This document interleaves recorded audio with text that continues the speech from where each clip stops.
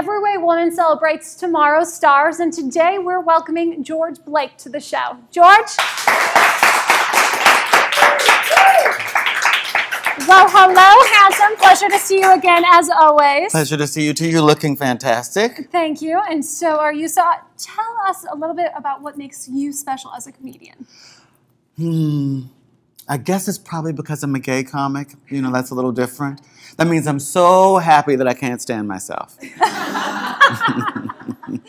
All right, well, share that happiness with us. The stage is yours. I'd be glad to. Thank you, Jesslyn.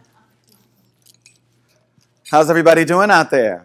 Woo! I hope you guys are having a good day. I'm trying to have a good day, but I'm a teacher. You see, this creates problems for me because, as you know, the children are the future, but I don't know how dark the future is. It's pretty sad, you know. I actually had a student the other day come to me, and she was like, you know, Mr. Blake, would you please help me with my paper? I don't have a topic. And I said, what about Ebola? And she says, who's that? Oh. I'm like, it's Ebola Jenkins. She sits 3 seats behind you in class. I talked to her. You just know somebody's going to name their kid Ebola. This is how people do. This is what we do. This is why the future is dark. I actually had another student text me his essay. Text. 26 pages of lowercase and emoticons. Oh. And I just kept thinking, what is wrong with this guy? And at the end of it, he puts TTYL. So I just graded him a way he'd understand. I just put WTF at the top of it. It's a sad state of affairs, people. I'm telling you. The only reason I even teach is so I can further the gay agenda. That's it. If it wasn't for that little bright spot in my day, I don't know what I would do with myself. Actually, my students are aware that I'm gay, but they're still learning things. I always feel like I have to teach things to people because I'm gay. Like, I have a lot of straight guys who are my friends, and they'll say silly things. I'm like, George, in your relationship, who's the man, who's the woman? I'm like, did you not get what gay relationship means? We're sword fighting like it's Pirates of the Caribbean. This kind of negates the idea of, you know. I'm like, would you look at a white couple and say, you know, I wonder which one is the black one? You know, it's that kind of thinking. Or my girlfriends who over-identify with me. Like, those come up to me at work and they'll say, George, I have cramps. I'm like, I don't know anything about cramps. I am still a guy. Now, ball sweat, I know all about that. Every guy I dated in my 20s was based on his personal pH, I'll tell you.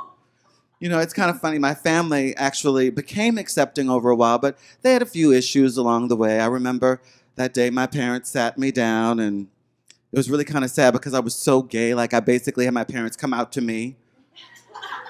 I would like to have been able to come out to them, but they just sat me down that Sunday morning, and they were like, no, first, sweetie, like, stop arranging the flowers on the dining room table. Stop that. Put those down. And they're like, we think that you might be. And I'm like, what, Mommy, what? Because I'm afraid she's going to know. And she was like, well, we think you're gay. And I was like, no, Mommy, I'm going to marry a lady.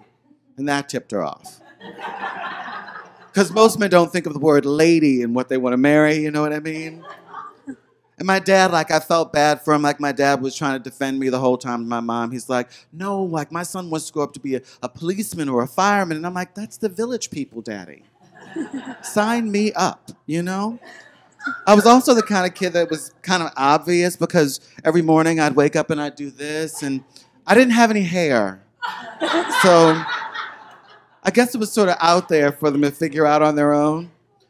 And then they eventually came around, like, they're cool with it. But my mother called me the other day and was like, what's this whole gay agenda I keep hearing about? There is no agenda. I've been to the meetings. There's no agenda, trust me. There's a lot of dancing and hors d'oeuvres, but there's no agenda, I swear to you. Like, people overestimate our power a little bit, you know? But I think we can actually make our lives better for ourselves if we just become a little more accepting of each other. And that's all we really need to get by. Thank you guys for letting me be here. Thank you. Wow. That was fabulous. We really appreciate you being here today. We can follow you at @TheGeorgeBlake. At @TheGeorgeBlake on Twitter and on Instagram. And I'm borrowing those shoes. We'll see about that. We'll see you next time on Everyway Woman. Thank you.